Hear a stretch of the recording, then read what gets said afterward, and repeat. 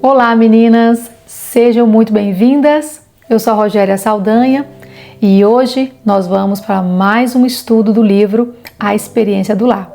Hoje vamos estar estudando o capítulo 5, o princípio da honra. Então, já quero te adiantar, a honra não é educação, a honra não é protocolo, a honra também não é bajulação. A honra é um princípio espiritual.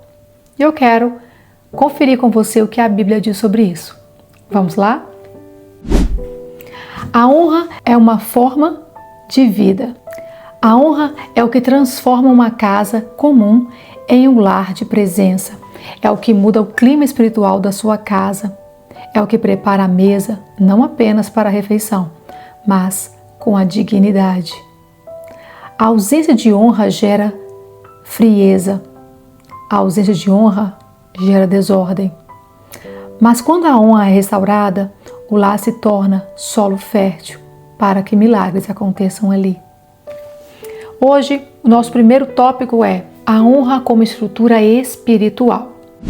Hoje, vivemos em uma geração que celebra a exposição, mas perdeu a reverência.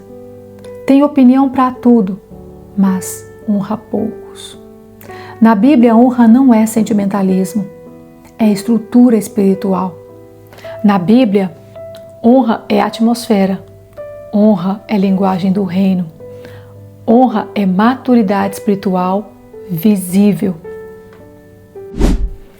O fundamento bíblico que nós estamos falando se encontra em Efésios 6, no versículo 2 e 3, diz assim: honre teu pai e a tua mãe, que é o primeiro mandamento com promessa, para que te vá bem e seja de longa vida sobre a terra. A Epístola de Efésios foi escrita por Paulo durante sua prisão em Roma. Nos capítulos finais, ele trata da ordem familiar como reflexo de uma nova vida em Cristo. E Paulo cita o quinto mandamento que está em Êxodo 20, no versículo 12, e revela algo profundo. Este é o primeiro mandamento com promessa. Se eu ler com você aqui, Êxodo 20, no versículo 12. Honre seu pai e a sua mãe, assim você terá vida longa e plena na terra que o Senhor, seu Deus, te dá. Você vê que não é conversa de uma pessoa que está presa, sofrendo? Não. Paulo, mesmo na prisão, ele sabia guardar os princípios milenares. Eu quero trazer o significado da palavra honra no grego, para nos ajudar a entender melhor o peso dessa palavra. No grego, a palavra usada é timau, que significa valorizar, estimar como precioso, atribuir peso, reconhecer dignidade, tratar com respeito concreto. A raiz está ligada à palavra time, que significa valor, preço e peso. Observe que não é sobre merecimento, é sobre ordem. Na mentalidade hebraica do Antigo Testamento, honra está ligada ao conceito de kavod, que literalmente significa peso, glória e substância. Honra é reconhecer o peso que alguém carrega diante de Deus. Você não honra os seus pais porque eles são bons, ou o seu marido porque ele merece, ou os seus líderes porque eles são excelentes. Você os honra porque eles carregam um peso, uma glória, um valor diante de Deus. Isso é muito importante a gente entender. Um exemplo disso é quando Davi, tendo a oportunidade de matar Saul 2 vezes, Davi decidiu poupá-lo. Mesmo tendo pessoas do lado dele dizendo: Davi, certamente o Senhor entregou o teu inimigo, o teu perseguidor nas tuas mãos. Davi entendia, porque Davi vivia uma cultura de honra. Ele sabia que mesmo sendo legítimo aquela situação, com toda a aparência de que Deus colocou diante dele, e de fato Deus colocou, não foi mentira não. Mas Davi usou o livre-arbítrio que ele tinha para fazer a escolha certa. Ele decidiu honrar, mesmo sem Saul merecer, mesmo sendo perseguido injustamente. Porque quando você honra, não está falando sobre o outro, está falando sobre você. Fala que você entendeu o peso que o outro carrega, mesmo que ele não mereça. É diante de Deus. Entende? Isso é muito sério.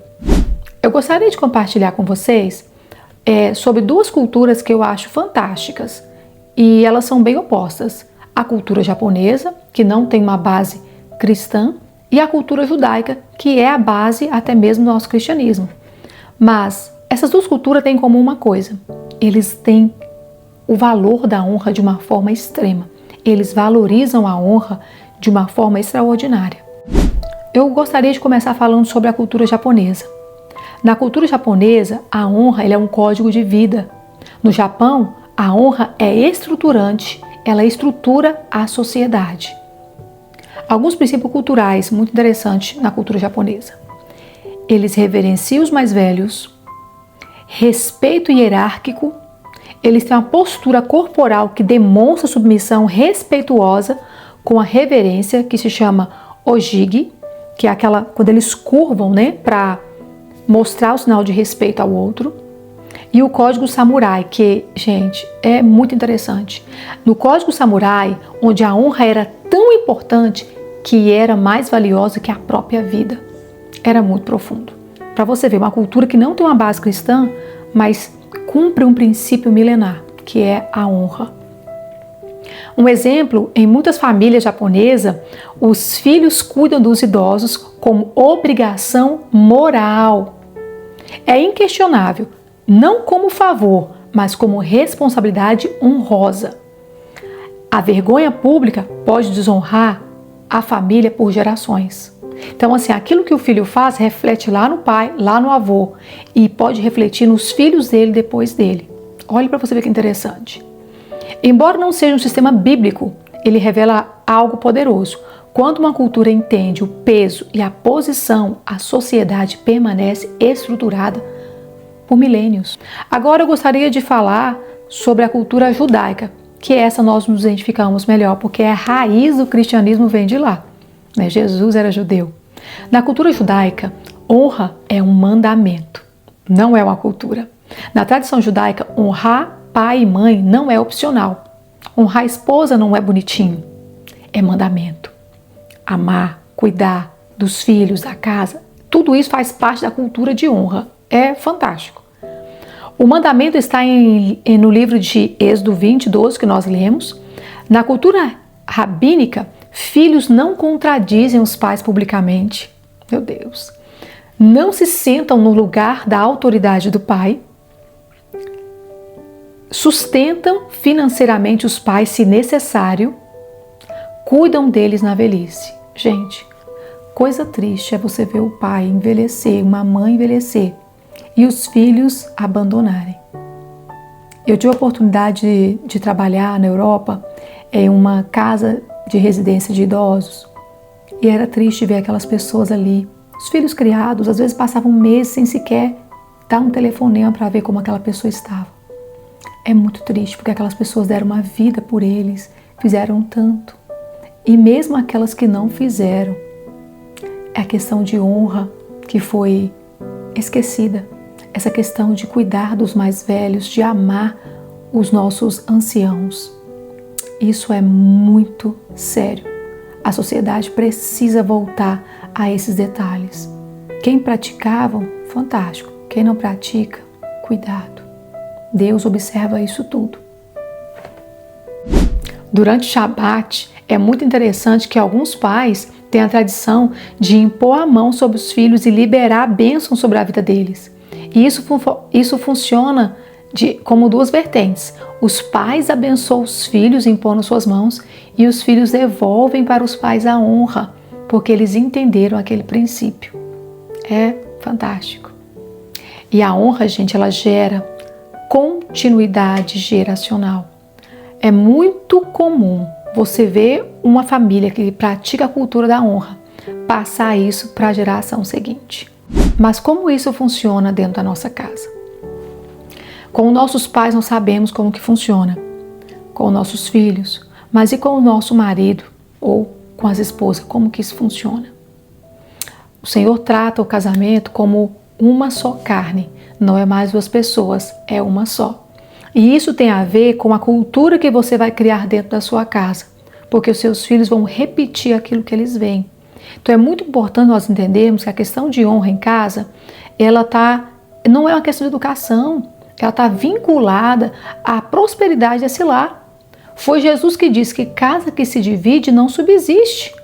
Isso é fato, gente. Se nós desonramos o nosso cônjuge em casa ou fora de casa, mesmo que nós honramos os nossos pais, mesmo que nós honremos os nossos líderes, se nós desonramos o nosso cônjuge, a nossa vida vai ficar travada. Porque Deus vai ordenar a bênção aonde tem aliança, aonde há acordo.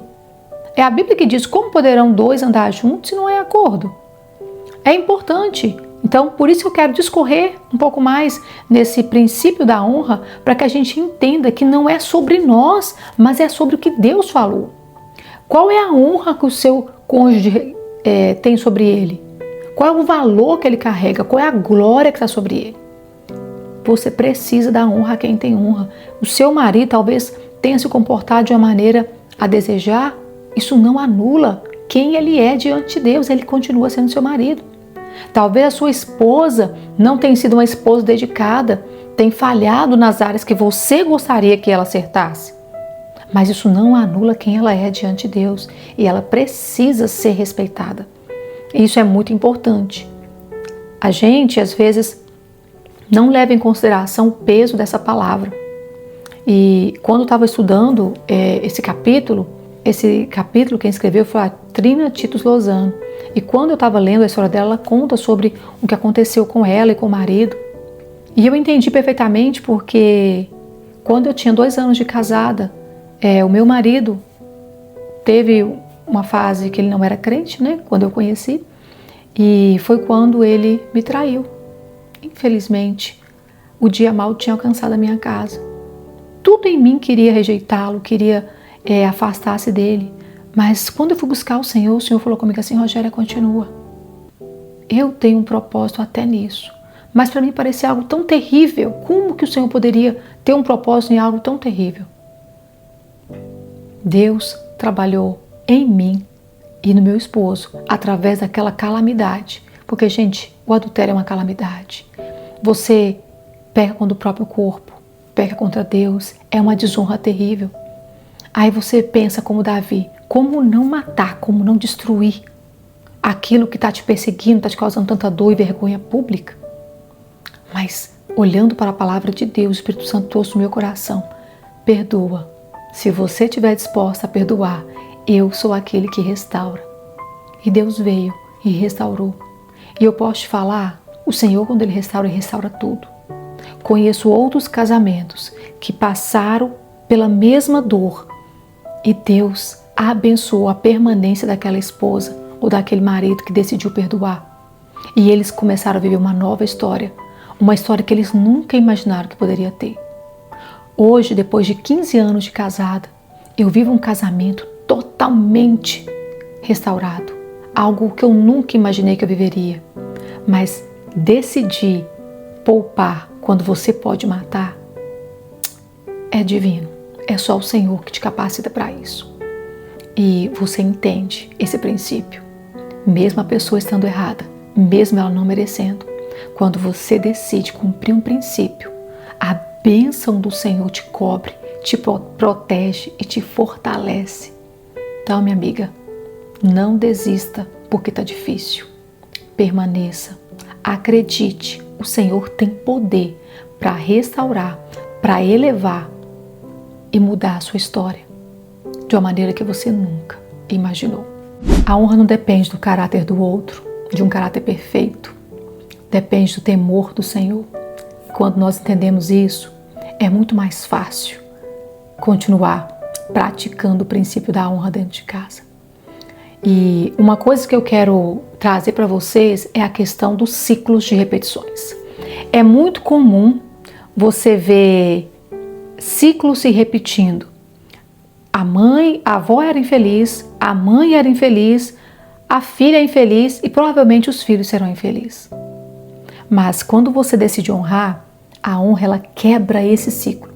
Uma cultura da honra na sua casa muda o ciclo, muda a sua história. A avó era infeliz, a mãe era infeliz, mas você não será infeliz. Você começa a honrar, começa a praticar esse princípio e você vai ver que a sua história muda, se encerra em você. E a sua filha vai ter uma história completamente diferente, porque você decidiu quebrar esse ciclo. A honra tem esse poder. Honra não é conveniência. Honra não significa permitir abuso, concordar com o pecado ou silenciar a injustiça. Honra bíblica é postura interior e que reconhece posição, mesmo quando há limites necessários. Jesus confrontou líderes religiosos, mas nunca perdeu a honra pela lei e pelo Pai. Paulo e Barnabé, em um certo momento, eles discordaram na caminhada e decidiram cada um pegar caminhos diferentes. Mas você não vai ver na Bíblia em nenhum momento Paulo insultando Barnabé, Barnabé desrespeitando Paulo. Você nunca vai ver isso. Pelo contrário, você vê um respeito tremendo. Mesmo quando não tem acordo, tem que haver a honra. E eu preciso falar algo com amor e verdade para vocês. Existe uma geração que quer promessa sem respeitar processo, quer voz sem aprender reverência, quer bênção sem reconhecer a autoridade ou submeter a ela, porque acreditam que eles sabem mais. Cuidado! Não remova os marcos antigos. Eles foram colocados lá por alguma razão que você talvez desconheça, mas isso não significa que eles não sejam importantes. Quando o Senhor fala para a gente não adulterar, não mentir, não roubar, todos os mandamentos são marcos antigos. E com relação à honra, à nossa casa, aos nossos pais, ao nosso marido, não é diferente. Nós precisamos respeitar esses marcos. Eles têm o poder de guardar a nossa casa. Não adianta, gente, querer a aprovação do mundo. Toda vez que a gente tenta comparar a nossa casa, os princípios do céu, com as coisas que o mundo está vivendo, nunca vai bater, não é. Hoje a cultura é seja feliz, seja independente, faça tudo acontecer, é tudo sobre você. Só que a Bíblia fala que é tudo sobre Jesus. Aí as pessoas ficam assim, mas a verdade é muito relativa, porque talvez era assim antigamente. Não, talvez não, gente, não mudou. A verdade não é relativa. A minha verdade pode ser, a sua pode ser, mas eu tenho uma verdade que interessa, é a verdade das Escrituras, e a verdade é Cristo. E é Ele que fala para a gente honrar, é Ele que fala para a gente submeter. É Deus que deu os mandamentos, não foi Moisés.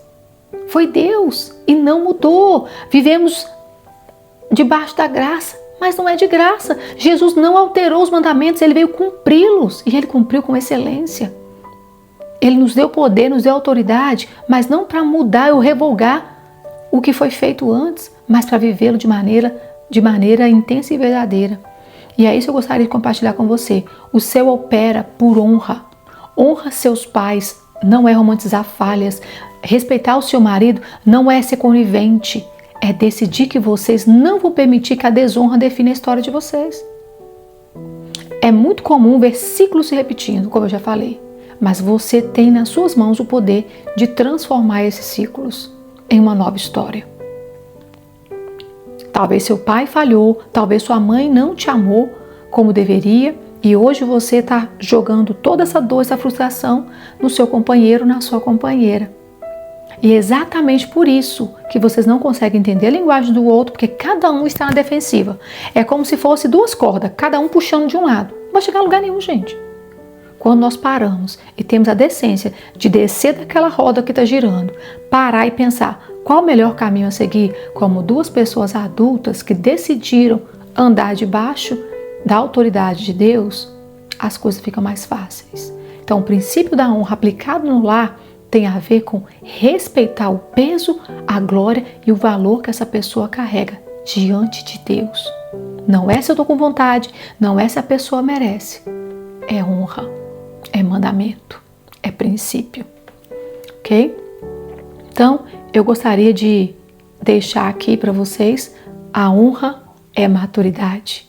É dizer, eu reconheço o peso que Deus colocou sobre você, mesmo que você não tenha sabido carregá-lo da maneira correta.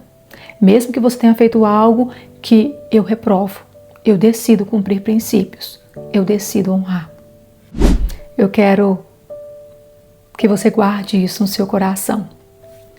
Honra preserva gerações. Na cultura japonesa, a honra preserva a identidade nacional. Na cultura judaica, ela preserva uma fé milenar. No reino de Deus, a honra preserva destino eterno. A desonra, ela causa ruína, mas a honra preserva destinos. A desonra gera destruição, mas a honra, ela gera semente de longevidade. Que Deus te abençoe com essa palavra. Se essa palavra falou com você, compartilhe com alguém que esteja precisando ouvir essa palavra. E se você ainda não viu os outros capítulos, corre lá no meu canal e assiste os outros 4 capítulos que foram preparados com amor para que vocês possam criar uma cultura de honra, dignidade e atmosfera do seu lar.